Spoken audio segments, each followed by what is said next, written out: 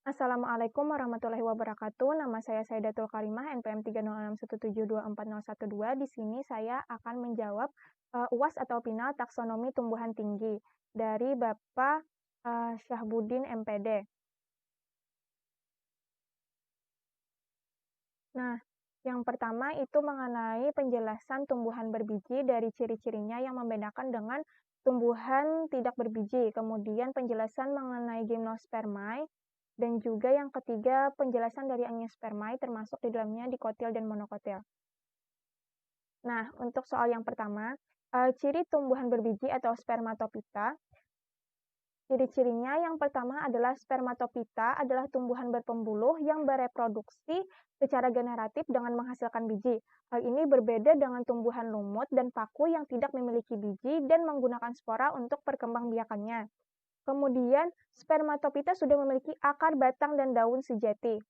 Nah, spermatopita batangnya ada yang berkambium, ada yang tidak. Akarnya bisa berupa akar serabut atau akar tunggang. Tulang daunnya berbentuk lurus, menyirip, atau menjari. Sedangkan pada lumut belum mempunyai akar, batang, dan daun sejati. Dan pada paku pun, akar, batang, dan daunnya tidak sekompleks pada tumbuhan berbiji. Paku batangnya hanya berupa rizoma. Kemudian, spermatopita sudah memiliki pembuluh angkut, yaitu floem dan xilem. Sedangkan lumut tidak punya. Spermatopita memiliki alat perkembangbiakan generatif berupa strobilus atau bunga. Nah, strobilus hanya dimiliki oleh gimnospermae, sedangkan bunga dimiliki oleh angiospermae.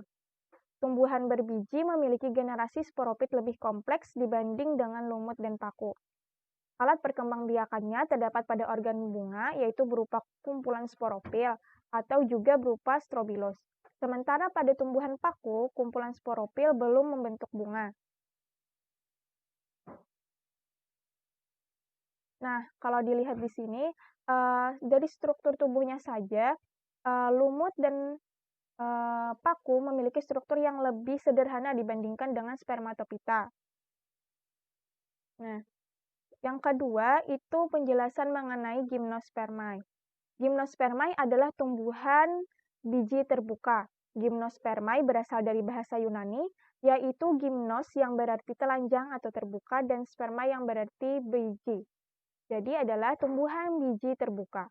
Ciri-cirinya yaitu memiliki akar, batang, dan daun sejati, daunnya lebih sempit dan kaku, bakal biji tidak mendapat perlindungan dari daun buah, megasporopil yang berupa sisik menjadi pendukung bakal biji yang terkumpul dalam bentuk strobilus, tidak memiliki bunga sejati dan mahkota bunga, bakal biji berada di luar sehingga tidak dapat dilindungi daun buah, pada saat reproduksi terjadi pembuahan tunggal, berakar tunggang, akar batangnya berkambium, dan juga tumbuhan heterospora dapat menghasilkan dua jenis spora.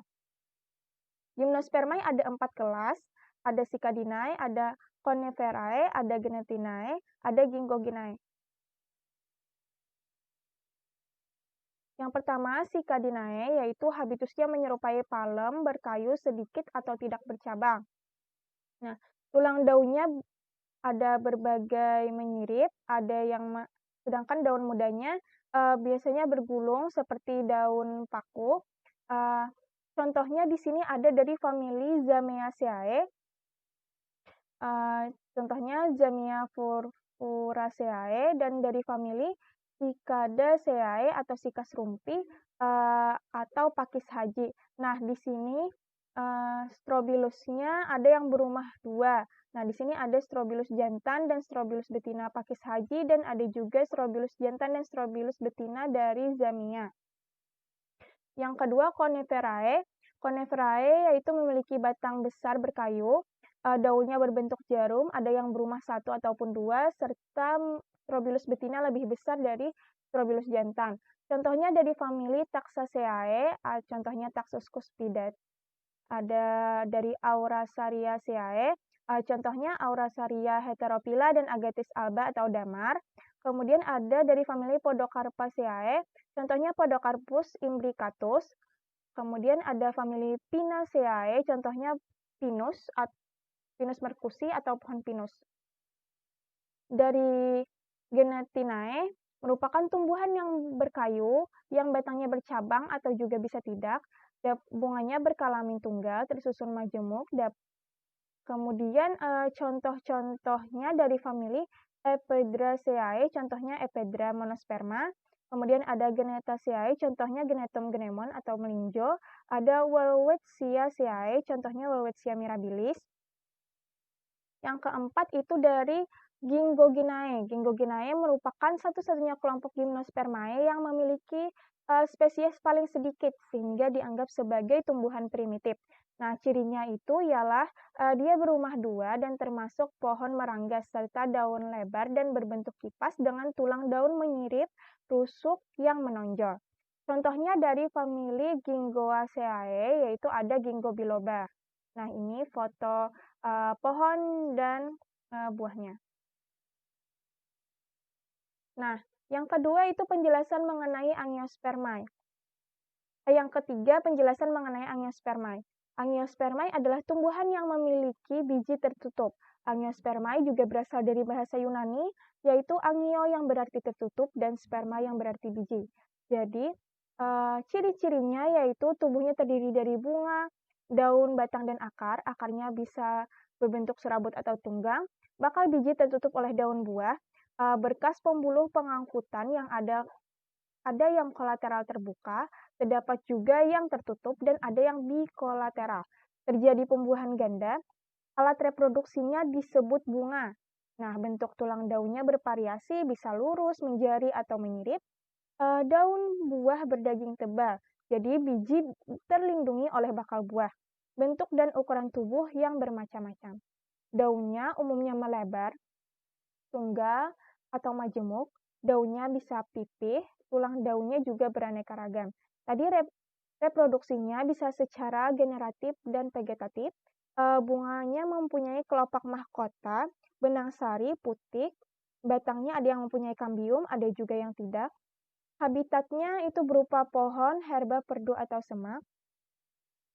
Nah, terdapat bunga yang tersusun dari sporopil. Nah, Angiospermae sendiri terbagi menjadi dua kelompok, ada yang monokotil dan dikotil. Nah, tumbuhan monokotil adalah tumbuhan yang memiliki biji tunggal atau tidak terbelah. Jadi ciri tumbuhan monokotil yaitu berbiji tunggal atau berkeping satu, tidak membelah saat berkecambah, kemudian akarnya serabut, daunnya berbentuk halus dan bertulang sejajar, batang tidak bercabang dan beruas-ruas, ujung batang dilindungi oleh koleoptil, sebagian besar memiliki bunga yang tersusun dari mahkota bunga, kelopak bunga, dan benang sari dengan jumlah 3, tidak punya kambium pada batang maupun akarnya. Nah, sedangkan tumbuhan dikotil merupakan tumbuhan yang memiliki biji berkeping dua. Ciri-cirinya yaitu memiliki biji berkeping dua, membelah saat berkecambah, memiliki akar tunggang, memiliki batang bercabang, tulang daun oval atau berjari, tidak memiliki tudung akar, batang berkambium, akar dan batang memiliki bentuk yang membesar, memiliki xilem dan floem. Bagian bunga tersusun dari mahkota bunga, kelopak bunga, dan benang sari dengan jumlah 2, 4, atau 5 atau kelipatannya. Nah, di sini bisa dilihat tabel perbedaan dikotil dan monokotil. Nah, tulang daun dari monokotil itu tadi sejajar atau melengkung, sedangkan pada dikotil itu bisa menyirip atau menjari. Nah, di sini juga berkas pengangkutnya itu juga terdapat perbedaan antara dikotil dan monokotil, di mana dikotil itu berkas pengangkutnya tersusun dalam sebuah lingkaran. Akarnya juga berbeda, akar monokotil itu akar serabut, sedangkan dikotil akar tunggang. Famili dari monokotil beberapa di antaranya ada Orchidaceae, contohnya ada Dendrobium kimianum, dan Phalaenopsis amabilis atau anggrek bulan.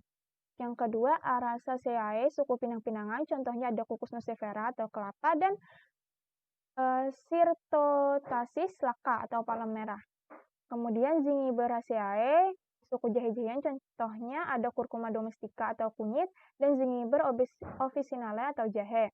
Kemudian Musaceae, suku pisang-pisangan, contohnya ada Musa paradisiaca atau pisang ambun dan Musa balbisiana atau pisang batu. Famili monokotil berikutnya ada yang kelima itu Poaceae atau Germinae, contohnya suku rerumputan, itu ada Oryza sativa atau padi, dan Imperata cylindrica atau alang-alang. Berikutnya itu famili dari dikotil, beberapa di antaranya ada Rubiaceae, itu contohnya Morinda citrofolio atau mengkudu. Kemudian suku terong-terongan atau Solanaceae, contohnya ada Solanum lycopersicum atau tomat dan Capsicum annum atau cabai. Nah, famili Malvaceae contohnya ada Hibiscus rosa sinensis atau kembang sepatu. Famili Apocynaceae, contohnya Plumeria acuminata atau Kamboja. Famili berikutnya ada Covulvaceae, contohnya ada Ipomea reptans atau kangkung.